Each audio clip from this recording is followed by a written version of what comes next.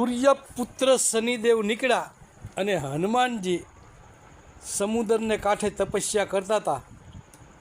એટલે સૂર્યપુત્ર શનિદેવે એમ કીધું કે હે હનુમાન, તારામાં કેટલી તાકાત છે, આજ મારે તારી તાકાત જોઈશ. એવી રીતે પુકાર કર્યો અને હનુમાનજી સાંભળી ગયા. તપસ્યામાં લિંગ હતા. એને કીધું કે ભાઈ, હું અત્યારે રામ નામમાં લિંગ છું અને મને કોઈ યુદ્ધની અંદર કોઈ ઋષિ નથી. તો આવું કીધું અને શનિદેવે તોય એની ઉપર આફરણ કર્યું અને લડત ચાલુ કરી.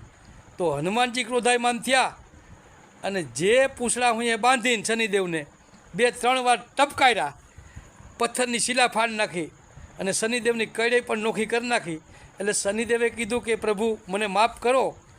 એટલે કે માફ કરવું એક શરતે, તમે મને પહેલાં વચન આપો તો કે બોલો. કોઈ પણ મારી ભક્તિ કરતો હોય હનુમાનજી કે એને તમારે ક્યારેય કષ્ટ નહીં આપવાનું.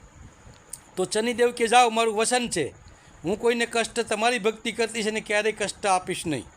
અને બીજું શનિદેવે એ કીધું એ કે પ્રભુ, અત્યારે મારા શરીરની અંદર પીડાશ, મારે તેલ જોઈએ, તેલ.